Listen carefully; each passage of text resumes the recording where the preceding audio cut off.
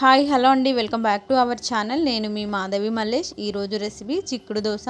ఇంట్లో చిక్కుడుకాయలు ఎక్కువగా కాసినప్పుడు ఇలా చిక్కుడు గింజల్ని స్టోర్ చేసుకొని ఈ దోశని రెడీ చేసుకున్నట్లయితే ఎక్కువ ప్రోటీన్ని తీసుకున్నట్లుగా ఉంటుంది. మన బాడీకి సరిపడినంత ప్రోటీన్ని ఈజీగా తీసుకోవచ్చు. ఈ చిక్కుడు దోశ తయారీకి 150 గ్రామ్స్ వరకు రేషన్ రైస్ని తీసుకోవాలి. ఈ గ్లాస్తో 3 గ్లాసుల రైస్ని తీసుకున్నాను. హాఫ్ గ్లాస్ వరకు ఎండిన చిక్కుడు గింజల్ని తీసుకొని 2 సార్లు వాష్ చేసుకొని ఒక 6 నుంచి 7 గంటలు నానబెట్టేసుకోవాలి. ఇలా నానబెట్టడం వల్ల చిక్కుడు గింజలు మంచిగా నానుతాయి, అలాగే రైస్ కూడా బాగా నానుతుంది. ఇలా నానిన వాటిని ఇలా ఒత్తి చూసినట్లయితే ఈ పప్పు బయటికి వచ్చేలాగా ఉండాలి. అలా అయితే ఈ పప్పు బాగా నానినట్లు. ఇలా మంచిగా నానిన పప్పు రైస్ని మిక్సీ జార్లో వేసుకొని దోశ పిండికి ఏ విధంగానైతే మెత్తగా గ్రైండ్ చేసుకుంటామో దీనిని కూడా అలాగే చేసుకోవాలి. ఇలా రైస్ని మిక్సీ జార్లో సగం వరకు వేసుకొని కొద్దిగా వాటర్ని వేసుకొని ఒక 4-5 మునగాకు రెబ్బల్ని వేసుకోవాలి. మునగాకు లేని వాళ్ళు స్కిప్ చేసుకోవచ్చు. ఇలా ఒకసారి గ్రైండ్ చేసుకొని ముద్ద అంతా ఉడికించిన అన్నంని వేసుకొని మరొకసారి మెత్తగా గ్రైండ్ చేసుకొని వేరొక బౌల్లోకి వేసుకోవాలి. ఈ విధంగా మిగిలిన పిండిని కూడా మిక్సీ జార్లో వేసి గ్రైండ్ చేసుకోవాలి. ఈ దోశ పిండిలోకి మొదటిసారి పిండిని గ్రైండ్ చేసుకునేటప్పుడే ఉడికించిన అన్నాన్ని వేస్తే సరిపోతుంది. మళ్ళీ వేయాల్సిన అవసరం లేదు. ఇలా ఓన్లీ రైస్ని గ్రైండ్ చేసుకొని మనం ముందుగా గ్రైండ్ చేసుకున్న దోశ పిండిలోకి వేసుకొని బాగా మిక్స్ చేసుకోవాలి. ఈ పిండి మొత్తం ఈవెన్గా కలిసేలాగా ఒక స్పూన్తో బాగా మిక్స్ చేసుకోవాలి. ఇలా ఒక 2-3 నిమిషాలు బాగా కలిపినట్లయితే ఈ దోశ పిండి మొత్తం జారుడులాగా వస్తుంది. ఇలా వచ్చిన పిండిని మూత పెట్టేసుకొని ఒక ఓవర్ నైట్ మొత్తం సోక్ చేసుకోవాలి. ఇలా సోక్ చేసినట్లయితే ఈ పిండి బాగా పులుస్తుంది. దీనిలోకి కొద్దిగా మినప్పప్పుని కూడా వేసుకొని గ్రైండ్ చేసుకున్నా చాలా బాగుంటుంది.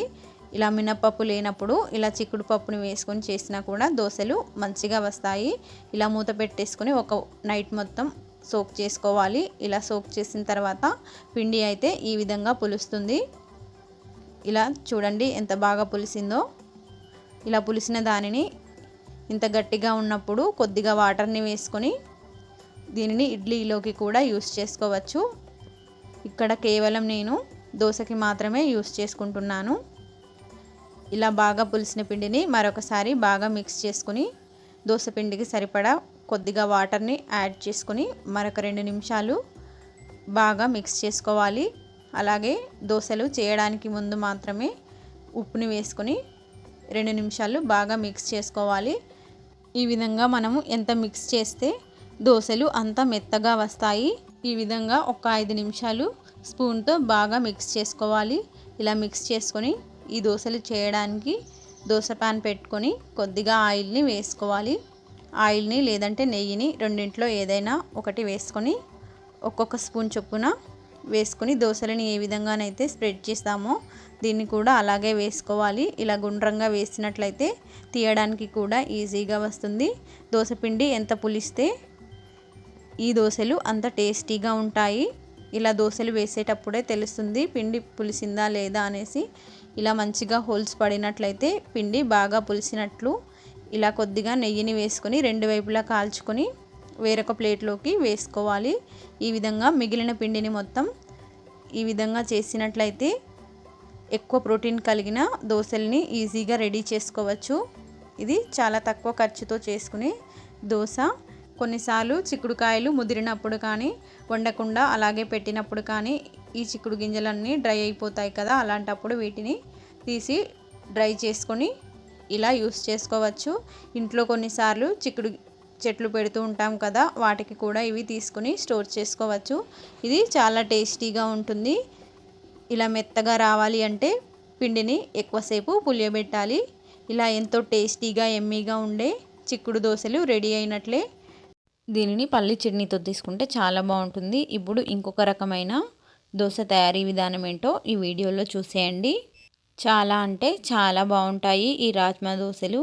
రాజ్మాలతో ఎగ్ దోశ, మరి రాజ్మాలతో చేసిన ఎగ్ దోశ అనేది ఫ్లఫీగా, స్మూత్గా, టేస్టీగా రావాలి అంటే ఈ వీడియోని స్టార్టింగ్ నుంచి ఎండింగ్ వరకు స్కిప్ చేయకుండా చూసేయండి. మరి ఆలస్యం చేయకుండా ఈ రాజ్మా దోశ తయారీ ఏంటో ఈ వీడియోలో చూసేయండి. ఈ రాజ్మా దోశ తయారీకి ఒక బౌల్లోకి 2.5 గ్లాసుల వరకు రేషన్ రైస్ని తీసుకోవాలి. 2.5 గ్లాసుల రేషన్ రైస్కి హాఫ్ గ్లాస్ అన్ని రాజ్మాలు తీసుకుంటే సరిపోతుంది. అలాగే రాజ్మాలతో పాటు ఒక 2 టేబుల్ స్పూన్లన్నీ మినపగుళ్ళని తీసుకున్నారంటే చాలా స్మూత్గా వస్తాయి. ఈ రాజ్మాలలో ప్రోటీన్ కంటెంట్ ఎక్కువగా ఉంటుంది, అలాగే ఫైబర్ కంటెంట్ కూడా ఎక్కువగా ఉంటుంది. కాబట్టి మినపగుళ్ళు మరి ఎక్కువ వేయకుండా ఒక 2 టేబుల్ స్పూన్ల వరకు వేసుకొని ఒక 2 సార్లు వాష్ చేసుకోవాలి. ఇలా వాష్ చేసుకొని ఒక 7 నుంచి 8 గంటల పాటు ఈ రైస్ని నానబెట్టుకోవాలి. ఇలా నానబెట్టినట్లయితే, ఇలా ఎక్కువసేపు నానబెట్టినట్లయితే రాజ్మాలు తొందరగా మెత్తబడతాయి. ఇవి నానడానికి చాలా ఎక్కువ టైం పడుతుంది. బొబ్బర్లు పెసల్లాగా కాకుండా ఈ రాజ్మాలు నానాలంటే ఒక 7 నుంచి 8 గంటల పాటు నానబెట్టారంటే మరి ఏ ఇతర సోడా కూడా వేయకుండా మంచిగా పిండి మొత్తం పులుస్తుంది. ఇలా 7 నుంచి 8 గంటల పాటు నానబెట్టిన తర్వాత మిక్సీ జార్లోకి వేసుకొని ఫైన్ పేస్ట్ వచ్చేలాగా గ్రైండ్ చేసుకోవాలి. ఇలా మిక్సీ జార్లోకి వేసుకొని మొత్తం ఒకేసారి కాకుండా ఒక 2-3 సార్లు మిక్సీ జార్లోకి వేసుకొని గ్రైండ్ చేసుకోవాలి. ఇలా 7 నుంచి 8 గంటల పాటు బియ్యంతో పాటు పప్పుని నానబెట్టేసుకోవాలి. బియ్యం వేరు పప్పు వేరుగా నానబెట్టకూడదు, 2 కలిపి నానబెట్టేసుకొని గ్రైండ్ చేసుకునేటప్పుడు 1 టేబుల్ స్పూన్ వరకు జీలకర్రని వేసుకున్నారంటే చాలా టేస్టీగా ఉంటుంది. అలాగే స్మెల్ కూడా చాలా బాగుంటుంది.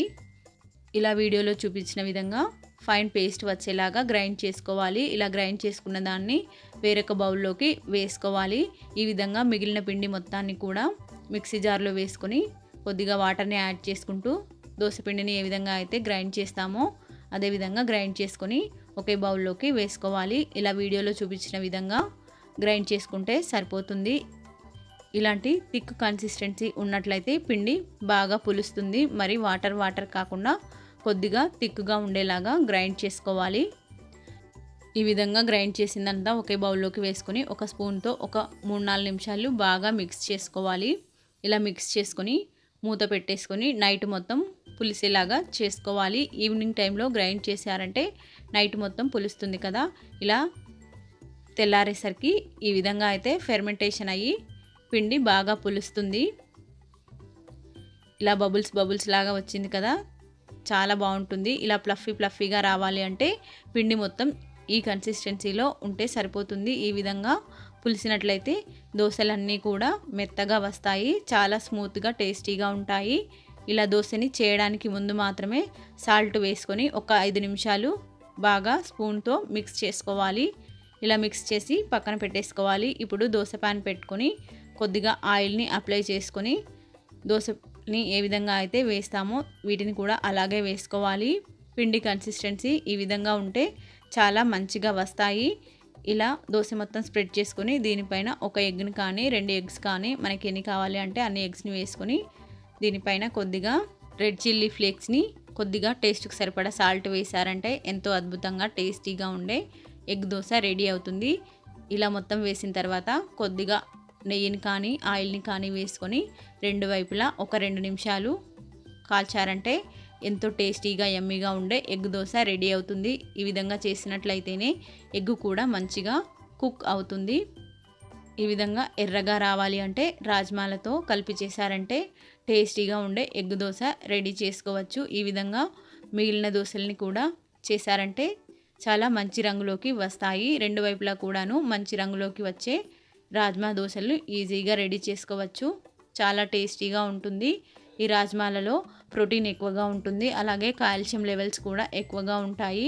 కాల్షియం ఎక్కువగా ఉంటే ఎముకలని కూడా గట్టిపరుస్తుంది. కాబట్టి వీటిని డైలీ కాకపోయినా అప్పుడప్పుడు తీసుకున్నా కూడా చాలా బలాన్ని ఇస్తుంది. కాబట్టి మరి వీటిని అవాయిడ్ చేయకుండా రోజు ఆహారంలో భాగంగా ఒక పాటగా తీసుకుంటే ఎంతో హెల్తీగా ఉండగలుగుతాము. దీనినైతే పల్లి చట్నీతో సర్వ్ చేసుకుంటున్నాను.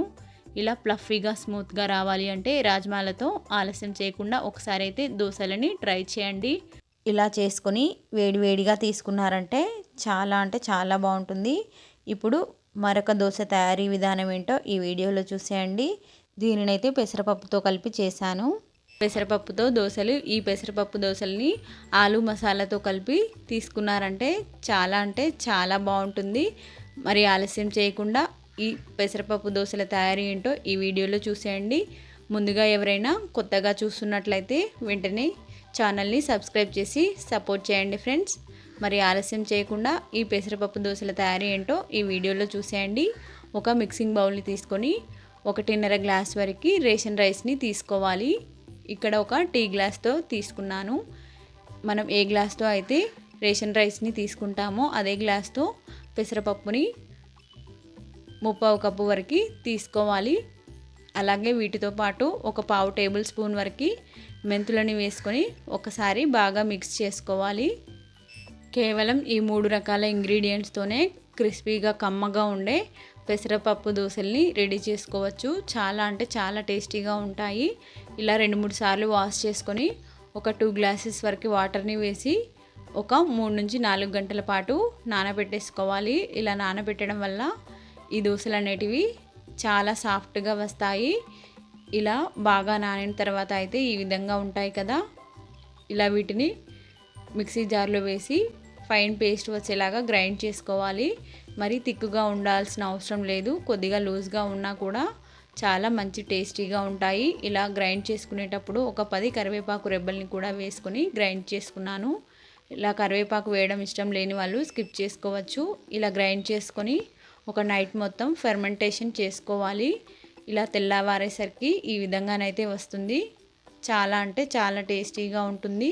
పెసరపప్పుతో పాటు కరివేపాకు కూడా వేశారంటే ఇంకా చాలా బాగుంటుంది. అలాగే కరివేపాకులో విటమిన్ ఏ హెయిర్ గ్రోత్ని కూడా పెంచుతుంది కాబట్టి ఇలా అప్పుడప్పుడు తీసుకుంటే చాలా బాగుంటుంది. ఇలా పిండి కన్సిస్టెన్సీ అనేది ఈ విధంగా ఉంటే సరిపోతుంది. మరీ తిక్కుగా ఉండాల్సిన అవసరం లేదు. దోశలు వేయడానికి ముందు మాత్రమే సాల్ట్ని వేసుకొని బాగా మిక్స్ చేసుకోవాలి. ఇప్పుడు దోశ వేయడానికి దోశ పాన్ పెట్టుకొని కొద్దిగా ఆయిల్ని అప్లై చేసుకోవాలి. ఆయిల్ని కానీ నెయ్యిని కానీ వేసుకోవాలి. నేనైతే ఇక్కడ నెయ్యితో చేస్తున్నాను. నెయ్యితో చేసినట్లయితే టేస్ట్ అనేది ఇంకా చాలా బాగుంటుంది. ఇలా దోశలని ఏ విధంగా అయితే స్ప్రెడ్ చేసామో దీనిని కూడా అలాగే స్ప్రెడ్ చేసుకోవాలి. కాస్త పలచగా ఉండేలాగా కలిపి పెట్టారంటే వేసేటప్పుడు ఈజీ అవుతుంది. కాలడం కూడా తొందరగా అవుతుంది. ఇలా చాలా తక్కువ టైంలోనే ఈ పెసరపప్పు దోశలు అనేటివి రెడీ చేసుకోవచ్చు. ఒక టేబుల్ స్పూన్ వరకు నెయ్యిని కానీ ఆయిల్ని కానీ వేసుకోవాలి. బాగా ఫెర్మెంటేషన్ అయినట్లయితే ఇలా హోల్స్ లాగా పడుతుంది కదా. ఇలా హోల్స్లోకి కూడా కాస్త ఆయిల్ని వేశారంటే చాలా క్రిస్పీగా దోశలు అనేవి కాలుతాయి. ఈ విధంగా రెడ్ కలర్లోకి వచ్చేంత వరకు బాగా కాల్చుకోవాలి. ఈ విధంగా కాలిన తర్వాత తీసి వేరొక ప్లేట్లోకి వేసుకోవాలి. ఈ విధంగా మిగిలిన పెసరపప్పు దోశల పిండి మొత్తం వేశారంటే చాలా టేస్టీగా ఉంటుంది. మరి ఎక్కువ వేయాల్సిన అవసరం లేదు. కరివేపాకు రెబ్బలు అనేవి ఒక 10 వరకు వేస్తే సరిపోతుంది. మరి ఎక్కువ వేయాల్సిన అవసరం లేదు. ఈ విధంగా 2 వైపులా కాలిన తర్వాత తీసి వేరొక ప్లేట్లోకి వేసుకొని వేడివేడిగా ఆలు మసాలాతో కలిపి సర్వ్ చేసుకున్నారంటే చాలా అద్భుతంగా ఉంటుంది. పిల్లలు కూడా ఇష్టంగా తింటారు. మళ్ళీ మళ్ళీ అడిగి మరీ చేయించుకుంటారు. ఎప్పుడు చేసుకునే మినపప్పు దోశలే కాకుండా ఇలా పెసరపప్పుతో చేశారంటే చాలా అద్భుతమైన టేస్ట్ ఉంటుంది. ఆలు మసాలాతో కలిపి తీసుకోండి, ఇంకా బాగుంటుంది. ఆలస్యం చేయకుండా ఈ పెసరపప్పు దోశల్ని వెంటనే రెడీ చేసుకోండి. నా రెసిపీ నచ్చితే లైక్ చేసి సబ్స్క్రైబ్ చేసుకోండి. Thank you for watching.